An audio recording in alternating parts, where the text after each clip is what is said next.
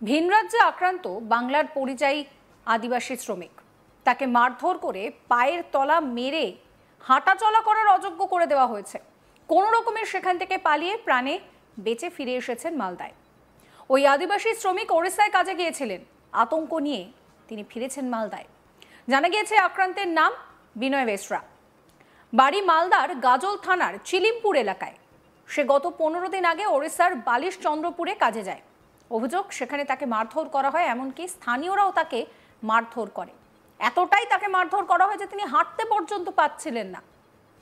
কোনো রকমের আতঙ্ক কাটিয়ে রাতের অন্ধকারে পালিয়ে ট্রেনে করে মালদা ফিরে এলেন। এমনকি থানায় গেলে অভিযোগ নেওয়া হয়নি বলেও দাবি করছেন ওই পরিযায়ী শ্রমিক। কোনো রকমের বাড়িতে ফিরে এলেও আতঙ্ক এখনো রয়েই গিয়েছে। এদিন সন্ধ্যা নাগাদ আক্রান্ত আদিবাসী পরিযায়ী শ্রমিককে নিয়ে গাজল পঞ্চায়েত সমিতিতে বৈঠক করেন। ভিন রাজ্যে বাঙালি হেনস্থার প্রতিবাদ করলেন তৃণমূলের পঞ্চায়েত সমিতির সভাপতি মোজাম্মেল হোসেন এবং ব্লক সভাপতি দীনেশ টুডু।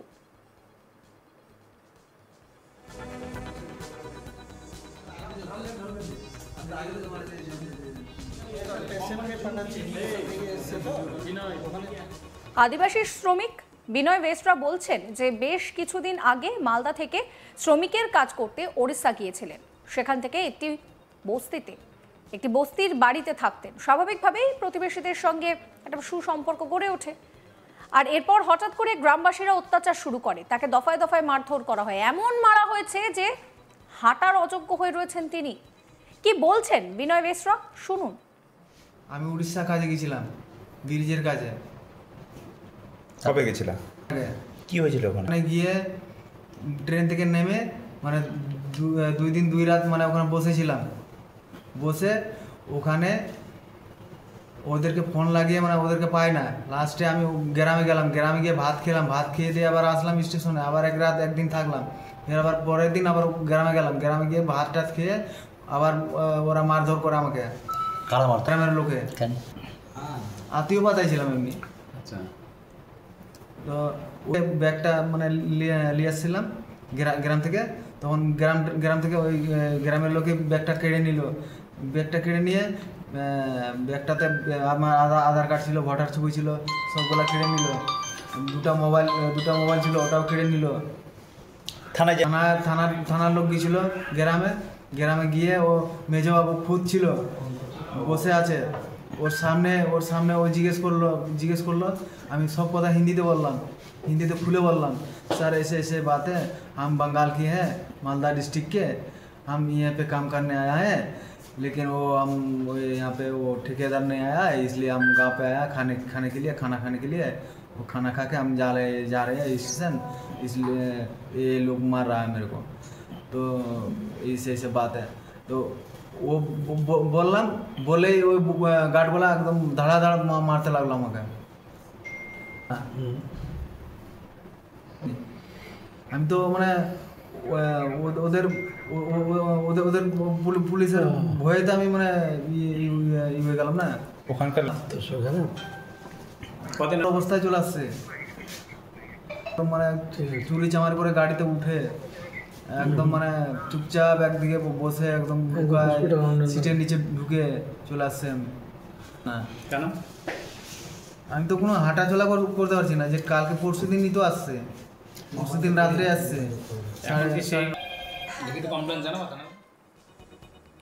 ব্লক সভাপতি দীনেশ টুডুর অভিযোগ যে বিজেপি শাসিত রাজ্য ওড়িশা, সেখানেই বাঙালিদেরকে হেনস্থা করা হচ্ছে। যতদিন না এই হেনস্থা বন্ধ হবে ততদিন পর্যন্ত আন্দোলন চালিয়ে যাওয়ার হুঁশিয়ারি দিচ্ছেন তিনি। শুনুন কি বলছেন তিনি। অন্তর্গত যে গাজল 2 গ্রাম পঞ্চায়েত অন্তর্গত পাঁচপাড়া যে গ্রামের একটা ছেলে, এখানে ও দীর্ঘদিন ধরে বিভিন্ন জায়গায় কাজ করতে যেত যে পরিযায়ী শ্রমিক হিসাবে। আমরা যেটা ওনার সঙ্গে কথা বলে যেটা বুঝলাম, ওনার বাবাও বেশ কিছুদিন আগে গত হয়েছেন, ওনার স্ত্রীও মারা গেছেন, ছোট্ট একটা ছেলে।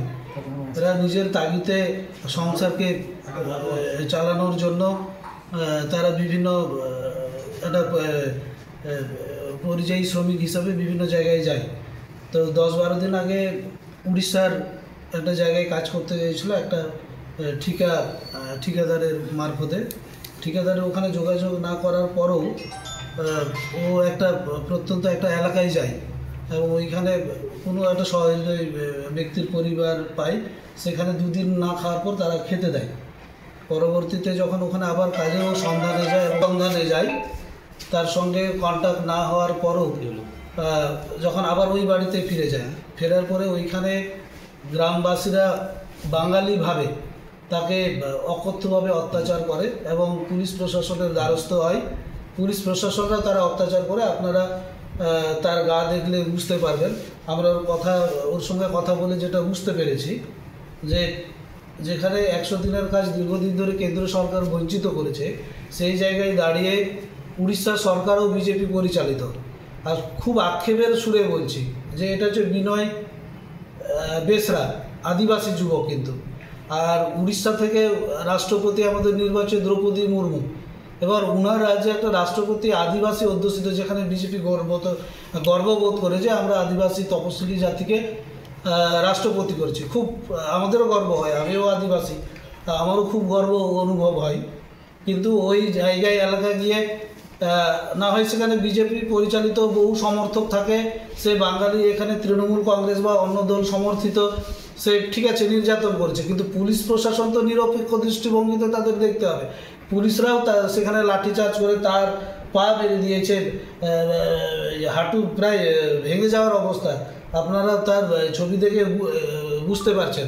এটা আমরা তীব্র ধিক্কার জানাচ্ছি এবং পাশাপাশি আমরা এইখানে আইনের পরামর্শ নিয়ে, লোকাল পুলিশ প্রশাসনের সহযোগিতা নিয়ে ওখানে লোকাল থানায় আমরা ইমেলের মারফতে একটা অভিযোগ জানাবো। ওনারা যদি ইমিডিয়েটলি কোনো পদক্ষেপ না নেন, লোকাল থানায় যেভাবে অভিযোগ হয় এবং প্রয়োজনে আর আমরা মানবাধিকার কমিশন, তপশিলি উপজাতির যে আমাদের সেন্ট্রালের যে দপ্তর আছে সেখানেও আমরা দ্বারস্থ হব। পশ্চিমবঙ্গ সরকারের মাননীয় মুখ্যমন্ত্রী বারংবার তিনি বলেছেন যে বাংলা ভাষীদের উপর তিনি বললেনই ওখানে, আচ্ছা বলুন তো, আমি একটা বাংলা ভাষী, উড়িয়া ভাষা কীভাবে বলতে পারবো, অসমীয়া ভাষা কীভাবে বলতে পারবো, গুজরাটের ভাষা কীভাবে বলতে পারবো, রাজস্থানের ভাষা কীভাবে বলতে পারবো?